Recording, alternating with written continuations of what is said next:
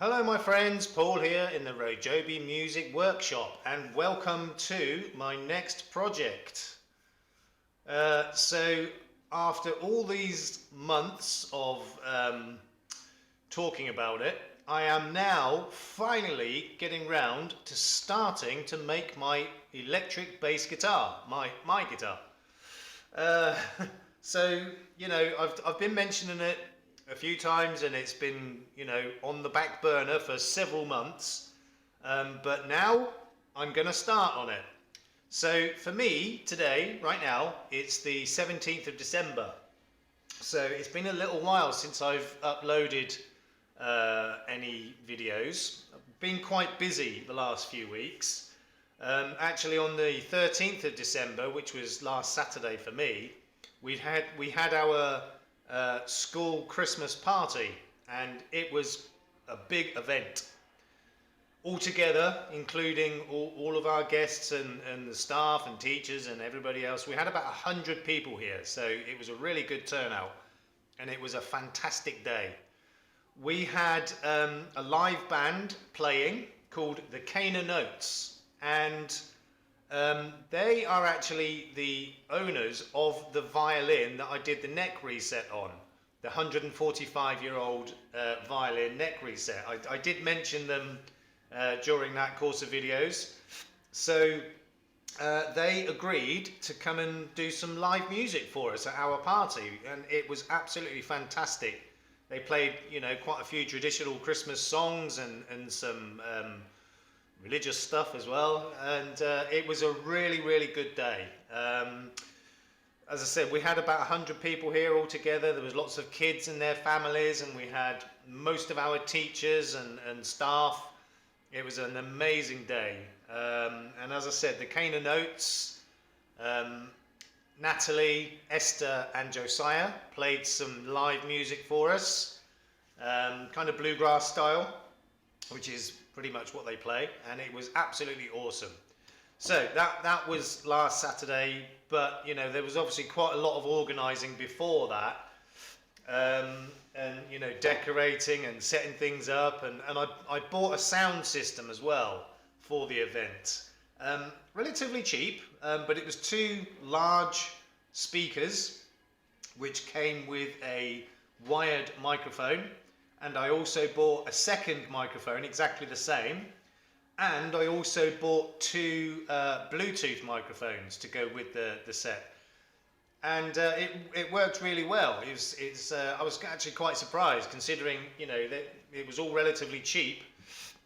It was a really good sound system and worked really well, and lasted for the whole of our event, which was basically 10 o'clock until 10 a.m. until 2 p.m. Although we did start a little bit earlier. We started about 9:30 in the end, and the sound system lasted all the way through the event, which was really good. So and also in the last sort of week or so, I've sold a few guitars online, so I've had to package those and ship them out, and it's been pretty busy the last couple of weeks or so, and I've not had any time to do any projects, but it's effectively Christmas now. As I said, today for me is the 17th of December, so I'm not sure when I'm going to be releasing this video. If it's before Christmas, Merry Christmas. If not, Happy New Year. I'm not too sure yet, because I might well record a few episodes before I start to put them out. I'm not sure yet. But as I said, for me today it's the 17th of December, just before Christmas, and tomorrow, Thursday the 18th, is our last day, and we're closing for 3 weeks for Christmas and New Year, so whoop whoop holiday. So that's really good, but I'm starting this project today, and I'm hoping to get this and possibly another project finished before the new year. I've got 3 weeks of basically nothing else to do, so there's a good chance I'll definitely, I'm pretty sure I'll get this project finished and possibly another one as well. Okay, so homemade or handmade electric bass guitar.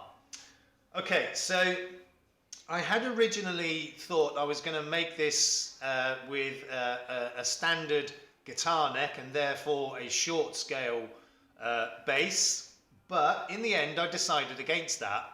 I decided to go with a full-size bass,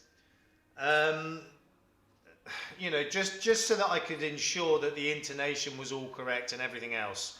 And you know, I've got a couple of mini basses, basically ukulele basses. I mean, they are bass guitars, but they're just very small because they're based on ukuleles, and they're really good. Don't get me wrong, but they're great big thick, basically rubber strings on them. I mean, the lowest string on each of them, the gauge is probably about 8 mil thick. I mean, they're huge strings, and they take a bit of getting used to. So I thought, why not build an actual proper bass guitar with steel strings? So that's what I've decided to do, and as I said, I'm going full scale. I'm not going the short scale. I'm going to build a full-size bass guitar. So first thing I had to do was look for a neck, a left-handed neck. Don't forget, I'm a lefty. Could I find one? Absolutely not. I mean, you know, I'm talking about online, and I live in Thailand, so, you know, buying like things like this direct from shops or anything like that is near impossible. So I get pretty much everything online. But I could not find, and I searched high and low, I could not find a left-handed bass guitar neck. And I couldn't even find a bass guitar neck blank, like the ones I often buy to, you know, to make my own. I couldn't even find a bass guitar neck blank. So what I ended up doing was buying a right-handed bass guitar neck because they were readily available. And what I did was I surrounded the headstock with some extra wood to basically make it into a blank. So I've plugged up all of the original tuning holes, and I've surrounded the whole headstock with some extra wood, and glued it all on so it's nice and solid. And it's very similar wood. It's not exactly the same, but it's very similar. Even the grain is pretty close. But so as you can see, I've surrounded the whole headstock with extra wood, and I'm going to veneer front and back, because obviously I can't leave it like that.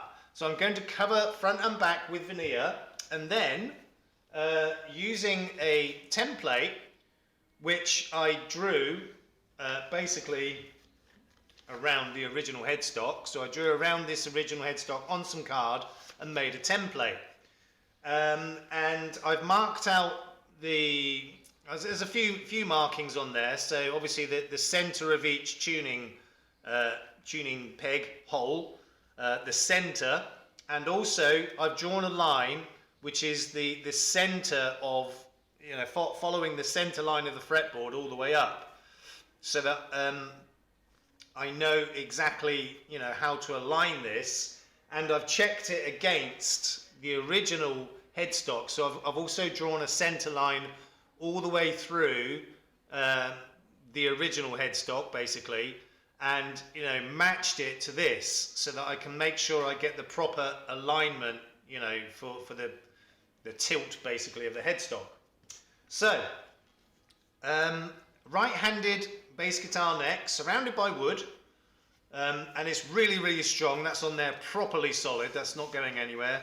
Plugged up all the original tuning holes, and I'm going to cover it front and back with my veneer, and then use this template to cut out a left-handed headstock. Okay, so that's the neck sorted. Well, obviously I haven't done it yet, so I've got to, you know, cover the whole thing with veneer, then use this template to cut it out on the opposite orientation to make a left-handed bass guitar neck. And I've made up these cauls for clamping So these, let me just show you, these will go either side of the head like this when I put the veneer on to make sure it all sticks nice and flat. And you know, so I've got these two cauls made up, and I've lined one side with bark so that it doesn't, you know, cork I don't know, cork, what am I talking about? Yeah, so I've lined each of them with cork so that they don't, because this, you know, these are solid pieces of wood, so that it doesn't mark the veneer. And I've even also made up this little doobry firkin, which will go into the curved part there, to make sure it all sticks down there as well. So, you know, I'll have a caul on the front and the back, and have this one in that curvy bit to make sure that sticks down properly as well. Now I know this works because I've already done one, but I'm not saying any more on that because that's a future project. So I've got that already prepared. I'm going to do that off camera because it's pretty time consuming and fiddly, and it's not that exciting to watch, the veneer. And then once that's dried and set, I will use my template to mark out the headstock, and then go on from there. Now, that's the neck. What else do you need to make a guitar? A body. So I've got, oh my god, this is so heavy. So I've got these huge chunks of wood. Now it is base wood, basically pieces of wood pressed together and, you know, glued together, but it's really, really strong. And I've got two of them glued together, and I've already marked out the shape of the body using my laser engraver. So that's going to be the body of this bass guitar. And like I said, I marked it out on my laser engraver. Although I do now have the 20-watt laser engraver, that's, you know, that's like, what is that? 40 mil thick altogether. It's two sheets of 20 mil. I can cut it out with my laser engraver, but it takes like 20 passes, and I'm just not sure it would be that good to do it that way. So I've marked it, you know, marked the line with the laser engraver, and I'm going to cut that out. Oh god, that's so heavy. Cut that out on my bandsaw and then tidy up the edges with the oscillating spindle sander. But I'm getting ahead of myself. You know, I'm going to do this first, before I start on the body, because that's quite a lot of work. So yeah, I'm doing the neck first, and you know, obviously I can't do anything until I put the veneer on, and I can't do that until I give this another sanding. I mean, it is pretty well sanded already, but it's still quite rough. So I've got to give it a smoother sanding, and also where you've got the curves here, you know, curves down here and here. You can see it. I've actually filled it all. I put filler in there, and you know, obviously once I cut this out, all of that's going to be kind of carved away anyway. But the reason I've got that on there is so that I can get a nice flat surface for the veneer. This is the back, and on the front. I mean, I haven't had to do any filler there. Well, a couple of little bits around the edges. I had to do some filler. But here I've filled in all of those curvy bits there, because I will have to reshape that, because obviously it's going in the opposite orientation. But the reason I've got that all filled in now is so I've got a nice flat surface to attach the veneer, and I've got a flat surface that I can use to cut, you know, cut the shape out on the bandsaw. And then all of that will be shaped by hand afterwards, because it's going to be, you know, a bit different to the original. But yeah, I mean, all of that is going to be kind of shaved away. Like I said, I just need a flat surface to work with, putting the veneer on and cutting out the shape initially, and then, you know, final shaping by hand. So that's going to be the first part of this project. Starting on, you know, the headstock. So I will record as much as I can. Like I said, there's no point recording sticking some veneer on. It's not that exciting, and I need to concentrate on what I'm doing. But then once I get to marking out the headstock, I will record another episode, and we'll see where we go from there. Again, I probably won't record actually cutting it out on the bandsaw because it's messy and noisy and dusty and everything else. So here we go. I've finally started my bass guitar project. I've been looking forward to this for months, just not had the opportunity to get round to it, but now I am starting on it and I'm pretty excited about it. Quite a lot of work, I know, ahead of me, but I enjoy the challenge and I will come across some challenges. Incidentally, I do have all of the hardware and electronics for this bass guitar, apart from one thing. I don't have a pick guard.